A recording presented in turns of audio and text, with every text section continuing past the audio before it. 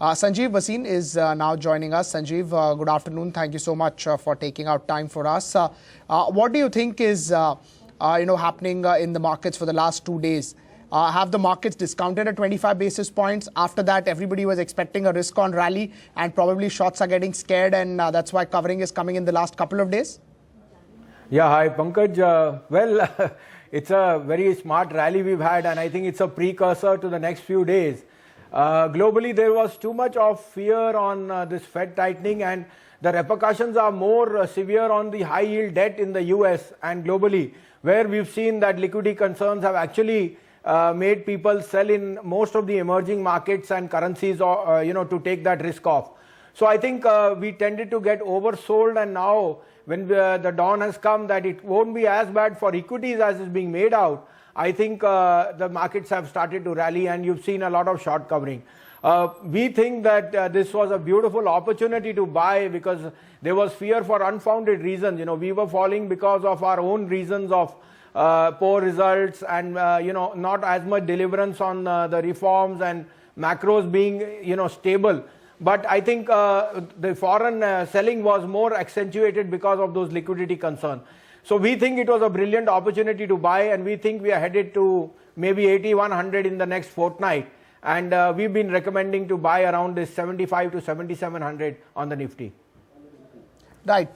Say if Fed delivers exactly what is estimated, and even the tone seems to be dovish, or again what the street is estimating, do you think the markets will make a near-term bottom, at least till the time we have any next major negative surprise coming in? Markets would have made a bottom? Yes, Pankaj, I'll tell you the first anecdote on the domestic markets which simplifies this fear being priced in is the VIX index. In August, September, when we had a brutal sell-off because of this and other concerns, the VIX went all the way up to 30, 27, 28, 30 was the high. This time, even though the markets have corrected, the VIX didn't go over 18, which is telling you that the event of 25 basis point is already priced in. There is no going back on that. On the other hand, like I said, the escalation is more on the high yield debt bonds over there, which has seen this type of cascading effect in global markets and maybe Nifty because of that. So we see this 7500 has held out as a very, very strong bottom. We don't see that getting replicated, and on the upside, we think there will be a lot of short covering because globally people are short on equities, and secondly, we'll see a lot of value buying emerge after the event gets over because there is always the fear of the event, and I think once that takes place tonight, tomorrow morning we should be up and running. Right. Markets have been talking about this hike since the end of 2013. So it's been almost about 2 years that markets have been trying to price in this particular event. Say if it happens today, it's an enough talked about, enough researched about event that markets are fully prepared for this hike. I mean, 2 years down the line also, there is still that uncertainty going into that rate hike.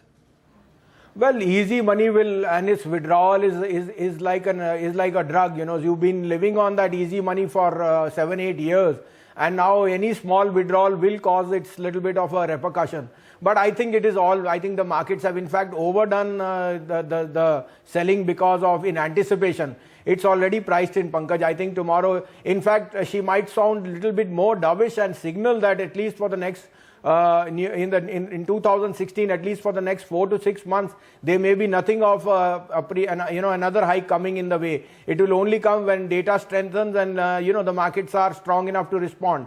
So I think, like I said, like you've said, it's been 2 years coming, and the sooner it gets over is better. Last time people expected it to come in October, and it's not coming. Actually, saw the market sell off. So I think it's a win-win situation. Globally, bond yields everywhere have adjusted to that. There was just that one section of the market which had high yield, which was on high yield debt, and that saw liquidity concern. But I think a lot of that is also got addressed. So we think everything is status quo after this, and we think the markets will start to resume their uptick, given that data has been strengthening in the US and in Europe, and locally also we are seeing a lot of green shoots appear on the Indian economy. But you think over a period of time, or say going into 2016 or by the second half of 2016, people would have forgotten this event and focus would shift back to corporate performance and earnings? Pankaj, we'll forget it in a week. I don't think you'll look for 6 months. It's already priced in. The US 10-year bond has already rallied and come back to plateau. So I don't think there will be too much of a noise. It's like the RBI. Once it comes for 3 days, you'll have an effect on both sides of the market. After that, it gets priced in. So like I said, it's going to be more her language on the signal of when the next hike is going to be there on the cards. And I don't think that is coming in the first half of 2016. Right. How would you look at valuations at 77, 77.50? Do you think that valuations are good enough to attract a lot of funds, say if there is a liquidity crunch as well? Well, it's a divided field. I think at 7,700, maybe the Nifty would be at fair value. But, there are a lot of stocks and sectors which are giving opportunities. Say the PSU, say the private sector banks, some of them have taken it on the chin purely because they were overowned by FIs. And also the bank Nifty, Pankaj, it's corrected more than the Nifty. We think there is a lot of value accretion there. Like we said, there are a whole host of sectors, stocks like L&T, Coal India. I can go on naming stocks, TCS on that decline to 23, 30, 40. There is a basket of stocks which are there to be bought. It's just that the number deliverance may take another quarter or so. We should actually see some sort of a better environment coming in the January quarterly numbers. And I think the rupee has also responded very well in a basket of currencies. The RBI has defended 67 and we see no reason for overshooting that in the next fortnight. So I think given the extent of the sell-off and opportunities, there are enough amount of stocks which can make money in the near future. Right. The point that you made about earnings, you think earnings recovery would start from quarter 3? That's the numbers that we start getting in the next 25, 30 days? Well, this Chennai floods will have dampened some issues on auto and IT, and you've already heard the warnings. But I think a lot of negative has been already priced into banks, and I would expect a positive surprise on the upside, given that asset quality overall has tended to improve, and I think net interest margins should expand slightly on the upside. Already we've seen State Bank, Yes Bank and a couple of other numbers on advanced tax coming way ahead of what the street was expecting. So I think that pessimism may play out on the positive side, and I think the broader market would tend to outperform given that we've had low interest costs, low commodity prices, and that would definitely help in margin accretion for a lot of sectors. Right. Going into 2016, this year has been about mid-cap. That's 2015. You think now large caps also have a lot of value? Large caps can also outperform in 2016 versus the mid-cap? Well, Pankaj, like we said, this is a market which is played month on month. And right now, you are right. For the next few months, we would be very, very bullish on the large cap stocks, given the extent of nearness in price earnings which has come on the mid cap and large cap. It's never happened in many years that I've been tracking. That is what gives me a lot of comfort on some of the large cap blue chips, and that is where we are ready to put our money. So we are recommending only large caps where we think there is safety on the downside, there is visibility on the future, and numbers should surprise maybe on the upside. Right, Sanjiv, just a last word as far as rupee and the strength over there is concerned. How would it impact the FII flows? You think it's not getting in cheaper for them versus some of the other emerging markets just purely because of currency? Yeah, so it's been allied well. 67 has been defended. We think over a period of time, maybe if there is another crisis, you could even touch levels of 68. But we still think this band of 65, 66 and a half is where the RBI is very comfortable. So the puppets are playing in the hands of the RBI governor, and he's laughing his way to the bank, because when it comes lower, he's a buyer. When it goes towards 67, he's a seller. I think it gives a lot of comfort to the FIs. On the other hand, this sort of selling which we saw also has been very well absorbed by the domestic institutions, which only reinstates that there is now more depth in the Indian market than you imagined. And aside from the large cap, small mid cap valuation, I think going ahead, this type of an event or an impact cost it has been dealt very swiftly, because you've had huge amount, almost $2 billion worth of outflows in the last few months.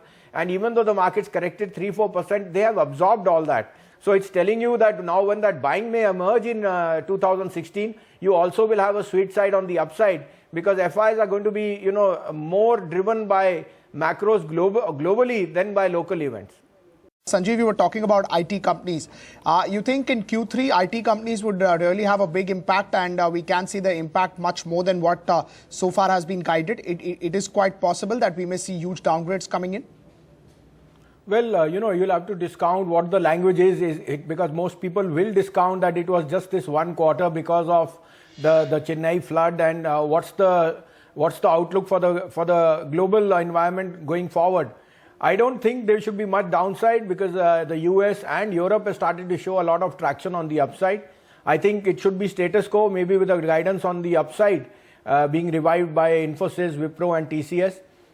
So we have a buy on these three stocks, but the real money is in the mid-cap IT, where we've been very, very bullish, and we continue to chase names like Tata Elxsi, Mindtree and NIT Technologies.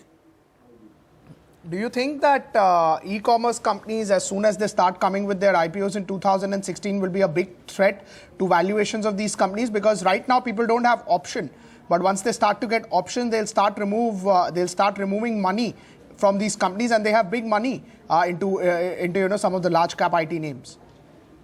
Well, I don't think. I think any good issue, if it's worth its worth its while, and you think there is money to be made, then only. Firstly, I think the valuations of some of the e-commerce is absurd, and I think it may be a bubble if you come in those valuations.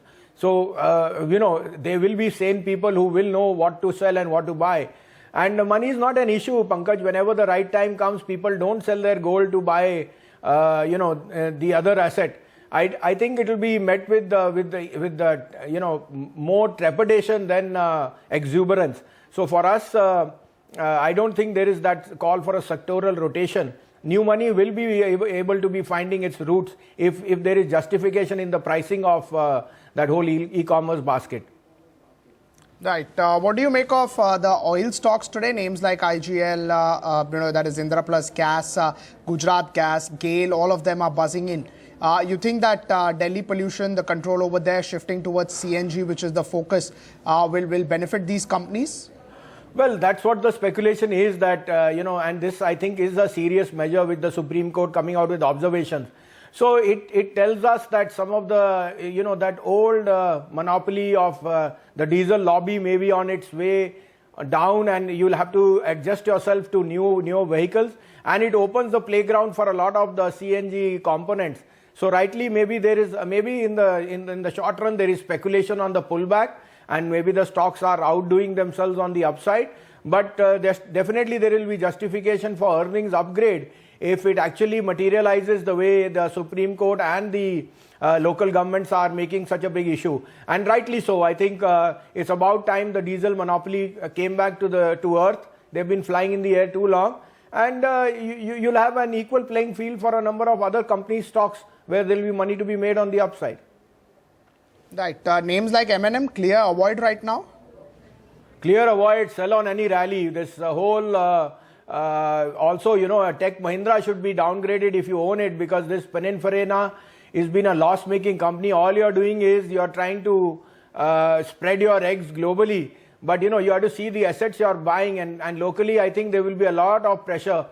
And, their bread and butter is coming from most of the diesel segment. So for us, any rise should be an opportunity to sell both those stocks, Tech Mahindra and Mahindra. Right. Paper of defense is up 18-19% today. The open offer that Reliance Infra had given got closed yesterday. You think after that it is adjusting to what some of the ADAG names have done of late? Well, it could be a one-off. The ADAG stocks have started to show a lot of traction on the upside, mainly because the promoter has now finally realized that he has to get rid of debt. So his first action of getting out of RCOM was welcomed by the market. Secondly, he's also indicated a lot of his non-core assets will be on the block. And as and when cash returns, I think there will be a lot of room on the upside. However, I think this Make in India is now spreading to every second corporate which wants that a pie in that, and I don't know how long that variable will work. So it's all in the realm of speculation, and as long as there is no hardcore news coming, you could continue to see some of these stock sectors outperform on the upside. Right, but do you think defense names like Pipavav Shipyard, once they go into ADAG pack or a big corporate, investors which used to not look at it earlier will start to look at it now? Well, like I said, it's not some pedigree of, some big name which is there. ADAG has always been shrouded by a lot of encumbrances when going into the, most market people are very wary about that. But, like I said, maybe it's a change of regime and he's raising cash.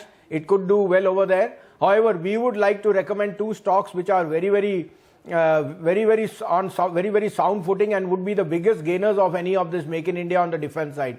One is L&T, and because of it has recently been beaten down excessively, we think at this 1250, 1300, it makes a very good buy. And the other is Bharat Forge. Even that has come down substantially after the recent downgrades and weakness which the earning which the company has shared. But at these valuations, both these companies are very good proxy for anything on the Make in India and the defense revival which you are talking of. Sanjiv, thank you so much for taking out time for us. Always a pleasure talking to you.